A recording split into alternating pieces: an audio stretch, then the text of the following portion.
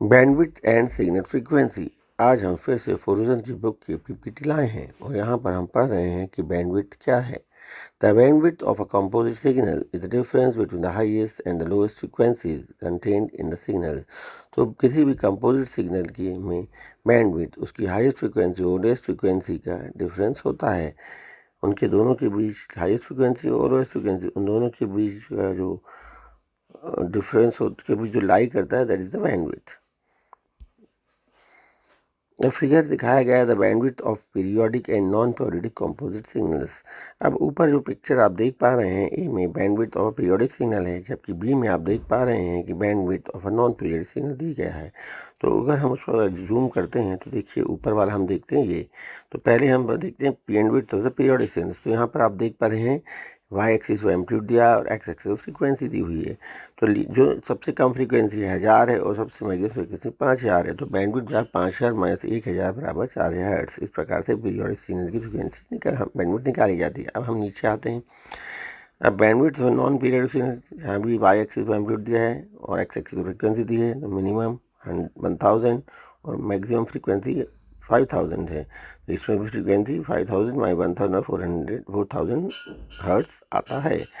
बस अंतर ये है कि ऊपर वाला पीरियोडिक सिग्नल है और नीचे वाला नॉन पीरियोडिक सिग्नल है। चलिए अब हम इसमें आगे चलते हैं। Example 3.6 If a periodic signal is decomposed into 5 waves, the frequency of 100, 300, 500, 700, 900 Hz, what is the bandwidth?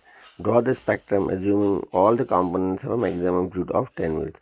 तो यहाँ पर एक कंपोजिट पीरियोडिक सिग्नल लिया है जो कि प्रोग्राम आगे 5 सिग्नल से मिलकर बना होता है। हर एक की फ्रीक्वेंसी अलग अलग दी गई है। पहले की फ्रीक्वेंसी 100 हर्ट्ज, दूसरे की 300 हर्ट्ज, तीसरे की 500 हर्ट्ज, चौथी की 700 हर्ट्ज और छठवीं की 900 hertz.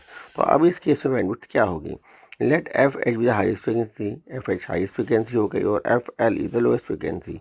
F L lowest frequency, तो बैंडविड्थ बराबर आपको पता है F H minus F L, मतलब highest frequency minus lowest frequency. तो इसमें हाईएस्ट फ्रिक्वेंसी जो है आप देख पाएंगे। अब हम देखते हैं, ये देखिए हम पिक्चर अगर हम बनाएं तो ये देखिए, अगर हमने द बैंडविड्थ ऑफ बनाया है, इधर एम्पलीट्यूड लिया है, इधर फ्रीक्वेंसी लिया है, तो चारों पांचों सिग्नल की बैंडविड्थ बनी हुई है 100, 300, 500, 700, 900। तो बैंडविड्थ इसमें भी देख पा रहे हैं 900 मैक्सिमम माइनस लोएस्ट 100 बराबर 800 हर्ट्ज। तो इस प्रकार से हम इसकी भी बैंडविड्थ निकाल सकते हैं। अब नेक्स्ट एग्जाम्पल आया है, अब पीरियोडिक सिग्नल है द बैंडविड्थ ऑफ 20 हर्ट्ज। इसकी बैंडविड्थ कितनी पीरियोडिक सिग्नल की 20 हर्ट्ज है और जो हाईएस्ट फ्रिक्वेंसी है इसकी 60 हर्ट्ज है। तो what is the lowest frequency इसकी निकालनी है। तो और क्या निकालनी है? Draw the spectrum of the signal contains all the frequency of the signal. तो यहाँ पर क्या दिया है, एक बैंडविड्थ दी हुई है 20 हर्ट्ज सिग्नल की और उसकी हाईएस्ट फ्रीक्वेंसी 60 हर्ट्ज।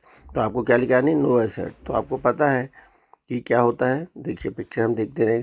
तो द बैंडविड्थ इसकी दी है हाईएस्ट फ्रीक्वेंसी 60 हर्ट्ज, जैसे पिक्चर में देख पा रहे हैं, और लोएस्ट जो है कैसे होगी 20 हर्ट्ज। आपको पता है, आपको क्या क्या दिया हुआ, 20 हर्ट्ज दिया हुआ बैंडविड्थ। तो 60 हर्ट्ज से 20 हर्ट्ज माइनस कर देंगे तो आ जाएगा 40 हर्ट्ज। तो लोएस्ट फ्रीक्वेंसी 40 हर्ट्ज ऑटोमेटिकली ही आ जाएगी।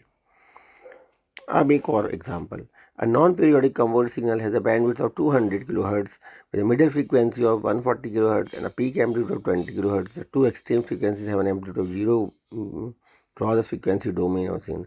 तो यहाँ पर क्या किया हुआ है, यहाँ पर एक ऐसा सिग्नल दिया हुआ है जिसकी कि highest frequency middle frequency 140 kilohertz और जो बैंडविड्थ है 200 किलोहर्ट्ज है, ठीक है, और जो पीक एम्पलीट्यूड है 20 वोल्ट से। तो आइए पहले इसके पिक्चर बनाते हैं। ये देखिए picture, the bandwidth of the example, इसके जो एग्जाम्पल का पिक्चर बनी हुई है, तो ये बीच एम्पलीट्यूड कितना है, बीच वाले पीक का 20 और जो एंड किए हैं वो उनका एम्पलीट्यूड 0 है। तो पीक की जो वैल्यू दी हुई है 140 किलो हर्ट्ज यहाँ पर आ जाएगा।